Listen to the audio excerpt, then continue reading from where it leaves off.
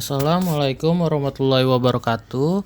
Perkenalkan, nama saya Muhammad Irasani, kelas R5E, NPM 2018 01500591, jurusan Bimbingan dan Konseling, Fakultas Ilmu Pendidikan dan Pengetahuan Sosial, Universitas Indraprasta PGRI.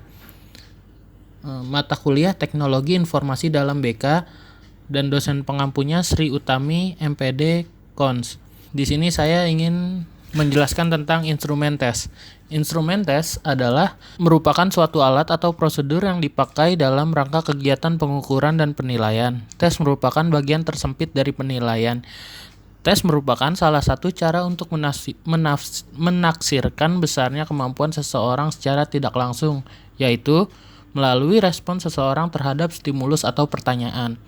Tes juga dapat diartikan sebagai jumlah pertanyaan yang harus diberikan tanggapan dengan tujuan untuk mengukur tingkat kemampuan seseorang atau mengungkap aspek tertentu dari orang yang dikenai tes.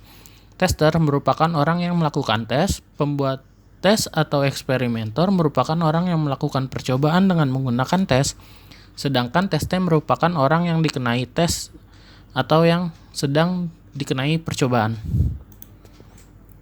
Langkah-langkah menyusun tes. Yang pertama, merumuskan atau menentukan tes. Yang kedua, mengidentifikasikan hasil belajar yang hendak diukur dengan tes tersebut. Ketiga, menandai hasil belajar yang spesifik yang merupakan tingkah laku atau aktivitas yang bisa diamati. Yang keempat, merinci mata pelajaran atau bahan pelajaran yang akan diukur. Yang kelima, menyiapkan tabel spesifikasi. Yang keenam, menggunakan tabel spesifikasi sebagai dasar penyusunan tes. Macam-macam bentuk tes. Bentuk tes ada dua. Yang pertama, tes objektif. Tes objektif merupakan tes yang mengandung kemungkinan jawaban atau respon yang dipilih peserta tes. Kemungkinan jawaban atau respon yang sudah disediakan oleh penyusun butir soal. Peserta tes hanya memilih alternatif jawaban yang telah disediakan. Dengan demikian, pemeriksaan atau penskoran jawaban atau respon peserta tes sepenuhnya dilakukan secara objektif oleh korektor. Macam kedua, ada tes subjektif. Pada umumnya, tes subjektif berbentuk esai atau uraian.